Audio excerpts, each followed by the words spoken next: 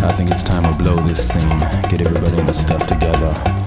Okay, 3, 2, 1, let's jam. Bonjour et bienvenue à tous dans ce nouvel épisode de Fenêtre sur Diorama. Comme à l'accoutumée, un épisode chargé avec le diorama du mois, une partie bibliothèque, le diorameur du mois. On enchaînera enfin avec l'astuce et l'initiative du mois. Installez-vous confortablement dans vos fauteuils, c'est parti! Le diorama du mois nous emmène du côté du Grand Nord et des mythologies asgardiennes. Comme vous l'aurez compris, on va parler de Saint Seiya avec un décor de Kyo. Kyo nous propose ici un décor Asgard avec la confrontation entre Siegfried et Seyar. Ici, tout simplement, on peut déjà noter qu'il y a 3 plans d'exposition de ce diorama. Sur le premier plan, Seyar de dos, en bas des escaliers. Sur le plan central, Siegfried au sommet des escaliers qui domine Seyar, le tout sous le regard d'Odin au 3e plan avec sa statue qui va donner un petit peu la force, qui va représenter justement la puissance que dégage Siegfried. Donc déjà, dans la mise en espace, on constate qu'il y a bien ces 3 plans qui vont permettre de donner l'atmosphère du décor. D'un point de vue général, cette mise en espace fonctionne extrêmement bien. Clairement, il y a du dynamisme, on est là pour montrer la puissance d'un personnage vis-à-vis d'un autre, les éléments sont bien placés, l'œil se place bien. Maintenant, il y a certains éléments qui sont à noter. Par exemple, la base du décor, l'anneau des Nibelungen, une référence à l'histoire, élément qu'on retrouve beaucoup dans l'anime, mais également dans le générique. Donc cet anneau qui va servir de socle au décor. Ensuite, vous avez également les éléments sur le côté, puisque c'est un diorama imposant qui est déstructuré, dans le sens où vous avez des éléments qui partent un petit peu sur les côtés. Mais si vous regardez, ils n'ont pas été mis là par hasard, ils sont là de façon à renforcer les perspectives. Le regard va donc se retrouver vraiment confronté à Siegfried, à ce personnage central qui est là, qui montre sa puissance. En gros, Pépère, il est là, il les met sur la table et il est pas mal. Maintenant, alors, il y a des choix qui sont faits par Kyo. L'idée ici n'est pas de dire il a bien fait ou il a mal fait. Ce sont des choix assumés, ça se voit clairement, il va au bout de son idée. Parfois, moi, j'aurais peut-être fait 2-3 changements. Notamment, je pense que les 2 dragons sur le côté ou justement la statue d'Odin derrière avec la ouate, ça manque peut-être, c'est vraiment un avis personnel, de lion. Le travail de Kyo, ça reste quelque chose que peu de diorameurs sont capables de faire, dans le sens où il a une vraie maîtrise technique de son travail, il va là où il a envie. On enchaîne avec la sculpture de ce diorama. Pour moi, ce qu'il maîtrise vraiment le mieux, sur lequel il est extrêmement reconnaissable, c'est clairement les fissures, les débris, les gravats. On sent que c'est réfléchi. Tout est fait vraiment magnifiquement. Les piliers sont très très bien réalisés, très fins, tout comme le mur qui a vraiment une unité et qui est vraiment bien fait. Là, encore une fois, pour pinailler, j'aurais peut-être essayé d'éviter de faire quelque chose d'un peu trop rectangulaire. Alors là, clairement, une rangée sur 2, on voit bien qu'il y a des briques en moins sur une rangée par rapport à l'autre. J'aurais peut-être accentué ça de façon encore plus progressive pour peut-être rajouter cet effet de perspective. Autre élément que je rajouterais dans la sculpture, c'est l'utilisation de matériaux, de la résine comme je le disais, du poly, vous avez également de la ouate ou du coton, ce genre de choses. Vous avez des éléments qui sont les éclairs, etc. Bref, quelque chose de très riche. Je suis pas forcément fan de la ouate, toujours au niveau de la statue d'Odin qui là aussi je trouve fait un petit peu bloc. Maintenant là aussi c'est un choix. Kyo a besoin aussi de faire des raccourcis visuels forcément pour intégrer tout dans le décor, donc il faut trouver des solutions. C'est la solution qu'il a trouvée. On enchaîne avec la peinture. Kyo, c'est quelqu'un qui à chaque décor progresse vraiment en termes de peinture, qui fait vraiment des essais, et lui s'est toujours défini comme ayant une peinture style animé. Je trouve qu'il s'en rapproche de plus en plus en rajoutant également beaucoup de contraste à l'ensemble. Ces fissures dont je parlais tout à l'heure sont très très contrastées. Les effets aussi de texture qu'il fait comme le givre, etc.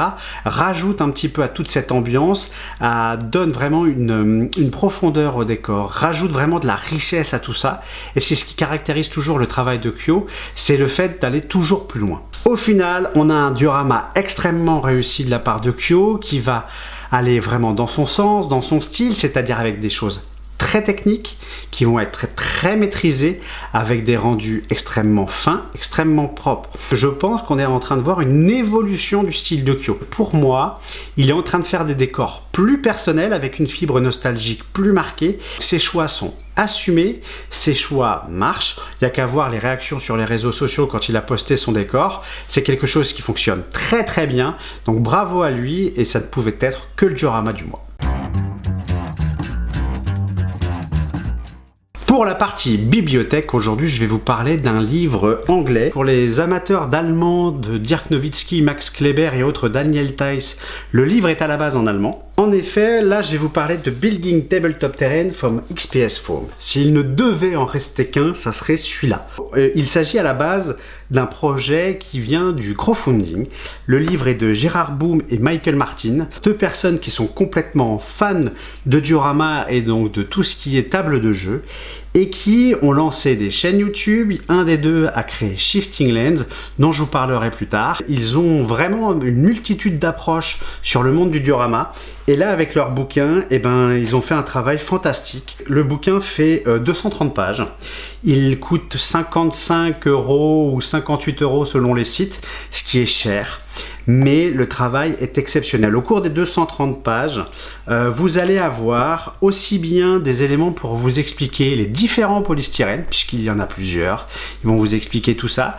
Ils vont vous expliquer également les outils, comment on travaille avec les outils. Ils travaillent énormément à la projection, pour lesquels ils ont fait des compléments. J'en ai acheté pas mal, je vous en parlerai sur d'autres vidéos. C'est un bouquin qui est excellent. Il y a énormément à lire. Ils ont vraiment fait un travail qui est colossal. Je ne sais pas combien de temps ça leur a pris. Je vous cache pas qu'il est extrêmement documenté. Il y a beaucoup de photos. Je vous en ai fait quelques-unes. Je vous le montre ici, mais voilà, je vous en ai fait quelques-unes qui seront passées à l'écran. C'est quelque chose de vraiment super. C'est le meilleur bouquin de ma collection. Aujourd'hui, je vais vous parler d'un diorameur dont j'avais déjà montré le travail, et force est de constater avec le temps qu'il a vraiment développé son style, son travail, qui s'est vraiment amélioré et que c'est devenu un diorameur confirmé. Je veux évidemment parler de celui dont la barbe ferait peur à James Harden lui-même. Il s'agit de Labo DK2. Comme tous les diorameurs, Labo DK2 a commencé avec des dioramas que je dirais classiques. On peut tout de suite noter dans ses premiers travaux une volonté de détail, de mettre de l'ambiance dans ses dioramas.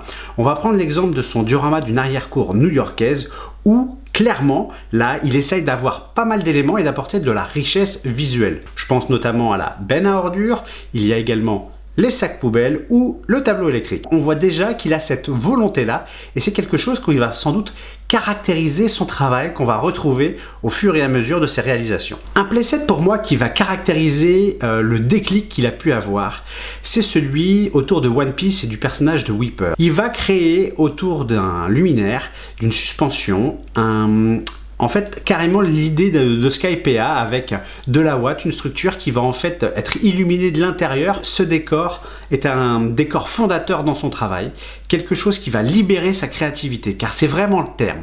Créativité. Je pense qu'à partir de là, il va plus mettre de limites, et c'est ce qui va vraiment caractériser son travail. Cette créativité, il va l'exprimer après avec ses petits playsets, avec des socles qui vont devenir ronds, et surtout rajouter du dynamisme, des effets de poussière au sol, etc., qui vont donner clairement du volume à son playset, qui va donner du dynamisme, qui va rajouter de la profondeur.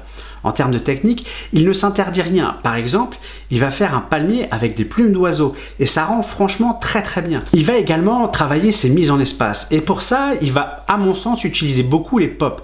À un moment donné, son travail tournait essentiellement autour de ses figurines. Il va adapter des images et essayer de les rendre en 3D. Il va travailler sur de la hauteur avec des mises en espace très spécifiques, par exemple sur Alien, ou alors très petites, très fermées au niveau de la Casa de Papel, mais avec beaucoup de détails, beaucoup de références. Autre exemple de la créativité de Labo DK2, c'est son travail sur Ant-Man et la guêpe. Il va utiliser la petite figurine de la guêpe, un jeu de lumière, un peu d'ouate, et il va faire une vraie mise en scène qui montre vraiment sa créativité et ce style qu'il caractérise dorénavant. Avec son travail un peu plus récent, on peut constater que sur ses playsets ronds un peu petits, il va avoir tendance à rajouter encore beaucoup d'éléments, beaucoup de détails, mais il va le travailler avec des jeux de perspective, avec des jeux d'échelle. On le voit notamment avec ces dioramas et playsets Dragon Ball, que ce soit du Super, du Z, etc. Il arrive vraiment à gérer les perspective. C'est très rare les diorameurs qui arrivent à maîtriser les jeux d'échelle et c'est vraiment une des caractéristiques de son travail et la chose qu'il maîtrise à mon avis vraiment au mieux. Au final, d'un rookie, c'est passé à un diorameur confirmé. Labo DK2, c'est quelqu'un qui a su travailler techniquement, maîtriser les choses et qui a fait évoluer et qui a défini son propre style. C'est souvent le plus dur en diorama, définir son style, avoir quelque chose de reconnaissable et avec Labo DK2, dorénavant, c'est le cas. C'est quelqu'un qui a travaillé, qui a su évoluer avec le temps et qui s'est toujours challengé. Et maintenant, on a un diorameur confirmé qui évolue sans arrêt. Donc si vous ne connaissiez pas, je vous invite vraiment à suivre sa page. Il fait de l'excellent boulot. L'astuce du jour nous emmène du côté des Pays-Bas avec un test de matériel en fait. Il s'agit tout simplement de gabarits que vous pouvez trouver sur le site shiftinglens.com. Alors, vous le voyez, il en existe de plusieurs formes, chaque forme en fait sur un côté, et vous avez également différentes échelles, il y en a 3 différentes. J'ai pris les grandes de mon côté et j'ai eu suite à une commande un cadeau bonus, la petite échelle. Donc je vais pouvoir tester un petit peu tout ça. Ce sont des gabarits qui sont faits en MDF, donc du bois. Il en existe plusieurs, vous pouvez se commander soit à l'unité, soit en lot. Et l'idée c'est que vous allez les recevoir en kit, donc vous allez devoir les monter vous-même. Alors soyons très clairs, pour des gens qui font du diorama, normalement, monter ceci, ce n'est pas bien compliqué, il vous suffit d'avoir de la colle blanche, en tout cas c'est ce qui est indiqué dans la notice, que je vous invite à bien suivre. Petite astuce, ne faites pas une béchamel par exemple, ou ne le faites pas lors d'une pause en télétravail, car cela peut arriver à de grandes déconvenues, comme le disait Aimé Jacquet. Mais ça, que voulez-vous, c'est en faisant qu'on apprend, et le monteur de cette émission et son présentateur peuvent vous le dire. Donc plutôt que de continuer à parler sur les bêtises qu'on est capable de faire, on va tester ça tout de suite. Pour pouvoir utiliser les gabarits, je vous invite surtout déjà à bien découper vos morceaux de polystyrène à la taille des gabarits, de vous en faire plein, parce que ça c'est quelque chose qui peut toujours servir. Là, vous le voyez, une fois que vous l'avez découpé, vous le rentrez dans le gabarit. Vous pouvez donc faire pareil pour les deux, aussi bien le grand que le petit. Donc une fois que vous avez ça, vous allumez votre proxon et votre fil chaud et en fait l'idée c'est de suivre les différentes formes du gabarit afin de pouvoir avoir la forme de celui-ci. Alors, et au niveau de l'intensité, je vous invite à être sur 2, à l'allumer un petit peu avant, de vous assurer que ça chauffe et après vous envoyez. Il faut faire très attention à avoir bien monté vos gabarits, qu'ils soient bien perpendiculaires, de façon à ne pas avoir d'à-coups. N'hésitez pas des fois à repasser légèrement aux endroits où vous auriez eu des petites différences, de façon à pouvoir avoir clairement les formes bien reproduites. On peut évidemment le faire en plusieurs fois, comme ici, vous ressortez d'une forme et vous allez ensuite finir ou fignoler comme vous en avez besoin en fonction de votre projet de découpe. Une fois le travail fini, vous avez ces découpes-là. Alors, il faut bien entendu passer votre doigt pour pouvoir enlever les excédents de poli qui ont été découpés mais qui parfois se refixent un petit peu avec la chaleur sur le poli. Et une fois que vous l'avez enlevé, en fait, vous allez tourner tout simplement votre morceau de poli pour pouvoir avoir tout simplement après une deuxième forme à couper. Alors il faut y aller doucement, l'idée c'est de ne pas couper vos doigts déjà, mais c'est surtout de ne pas abîmer le morceau de poli. Aussi, petite mise en garde au niveau sécuritaire, je vous rappelle que vous travaillez du polystyrène avec un fil chaud, donc travaillez dans un endroit aéré et si possible protégez vos voies respiratoires. En ce moment, porter un masque, tout le monde sait faire, c'est aussi le moment d'en avoir ici, mais notamment des masques à cartouche pour avoir une meilleure protection, car je vous rappelle que la fumée de polystyrène découpée au fil chaud est quelque chose de très nocif. Ici, on continue avec une deuxième face afin de faire les découpes pour pouvoir avoir la forme complète du pilier. Surtout, on garde bien le même sens parce qu'il y a des fois des formats de gabarit qui sont asymétriques, ce qui n'est pas le cas sur celui que j'ai utilisé ici, mais il faut quand même faire attention. Et vous le faites sur les 4 faces pour avoir un pilier complet, mais vous pouvez le faire également sur 3 faces, sur 2 faces pour faire un pilier de coin. Et voilà, le deuxième côté, en tout cas l'opposé qui a été fait. Quand je ressors, hop, on voit bien le travail qui a été fait des deux côtés. J'enlève l'excédent de polystyrène. mais vu que je suis pudique, je le fais hors caméra. Là, j'ai donc redécoupé mon morceau de polystyrène puisqu'il n'était pas à la bonne taille. Une fois que tout est calé, je me suis bien mis à flanc de mon gabarit. Comme vous le voyez ici, j'appuie vraiment pour que ça soit sur le bon endroit. Et je vais faire l'autre côté, le troisième, pour pouvoir avoir un pilier. Comme toujours avec le travail du poli, rien ne sert de se précipiter, faites les choses tranquillement, ayez un fil chaud pas trop élevé au niveau de la température, sinon vous risqueriez de rater vos découpes et de faire quelque chose d'un peu plus profond et de moins maîtrisé. Donc là, comme toujours, on prend son temps, on fait les choses sereinement, vous vous mettez, je vous dis, sur une température de 2 et les choses devraient bien se passer. Là, on commence à avoir quelque chose de plutôt pas mal. On va finir avec le dernier côté. Vous remarquerez qu'entre moi et la proxon, c'est la proxon qui fume.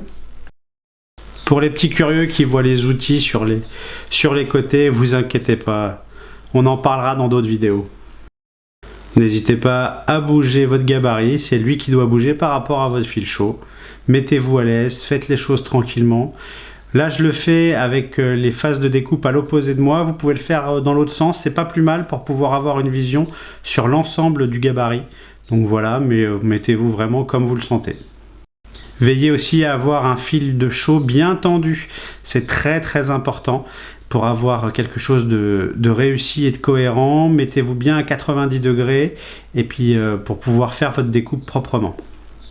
Vu que j'avais redécoupé mes morceaux de poli, je vais refaire une petite découpe légère pour pouvoir réussir à avoir un pilier parfaitement sculpté. Donc vous voyez, il y a des tout petits interstices, mais tout se fait facilement. On y va tranquillement, on fait les choses comme on a besoin. On prend son temps. Des fois, il y a des petits accros qui sont dus au fait de ne pas forcément avoir soit très bien monté le gabarit, soit d'avoir un poli qui a pris un peu l'humidité, ou alors un fil pas assez chaud qui découperait un peu trop vite des choses, ou alors surtout c'est parce que votre fil peut être sale aussi, il peut y avoir des dépôts d'anciens polystyrène qui se sont accumulés sur le fil, donc il faut faire attention à ça, veillez à avoir un fil propre quand vous faites ce genre de travaux.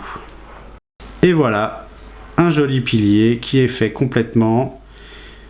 Je vais vous faire grâce du travail sur le petit, mais voilà l'exemple vis-à-vis d'une figurine Figart de Cowboy Bebop. Ça vous donne à peu près l'échelle. De toute façon, sur le site, il y a les dimensions des 3 échelles qu'ils proposent, large, médium et small. Et donc, quand on travaille sur du petit, ça vous donne ce genre de choses. Idéal pour faire des rambardes, pour faire des éléments de décor, etc. Vous avez ensuite les gabarits l'un vis-à-vis de l'autre. Pensez à éteindre la proxon. Bonne journée! L'initiative du mois nous emmène du côté de Mad Toys avec sa page Nightmare Art. Il a fait un socle qu'il vend. Oui, je vais parler de quelque chose qu'on vend, mais ça, c'est pas le sujet. En fait, il a eu un concept que je trouve toujours excellent à voir, c'est d'adapter une image. Résultat, il a adapté un poster de la Justice League version Zack Snyder en socle. Et ça, c'est franchement excellent. Techniquement, comme toujours avec Mad Toys, c'est super maîtrisé. Toute la partie fissure, sculpture, débris, gravats, tout ce que vous voulez, c'est vraiment maîtrisé. Il y a vraiment quelque chose visuellement, il y a vraiment de la richesse visuelle. Et en plus, il a un jeu de peinture tout en nuances de gris qui est très intéressant, qui reprend bien les codes du poster et qui surtout met très bien en valeur la figurine. On le voit ici avec le Superman Hot Toys. Et ça, franchement, dans une étagère, dans une collection, ça fait le job, ça rend super bien. Imaginez avec le poster, le socle, la figurine, et franchement c'est le panard. Donc allez voir le travail de Mad Toys sur sa page Nightmare Art.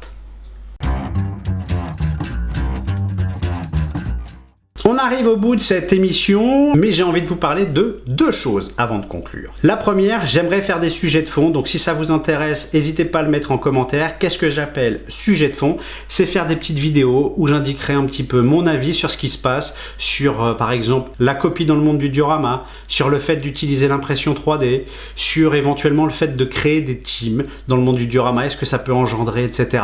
Bref, tous ces petits sujets qui des fois peuvent créer des tensions, ou peuvent en tout cas avoir des visions différentes. J'aimerais faire des sujets là-dessus. La deuxième chose dont je voulais vous parler, c'est concernant le générique de l'émission. Si ça vous tente, vous m'envoyez les photos de vos ateliers à cette adresse mail en dessous, et dans les prochaines émissions, tout simplement, on les mettra dans le générique. Ça y est, l'émission est maintenant terminée. J'espère qu'elle vous aura plu. Si c'est le cas, tant mieux. Si c'est pas le cas, tant pis. Pouce bleu, pouce rouge, vous faites comme vous voulez, c'est pas bien grave. Le plus important, c'est de ne pas vous couper les doigts, car c'est très important pour faire du diorama. Salut!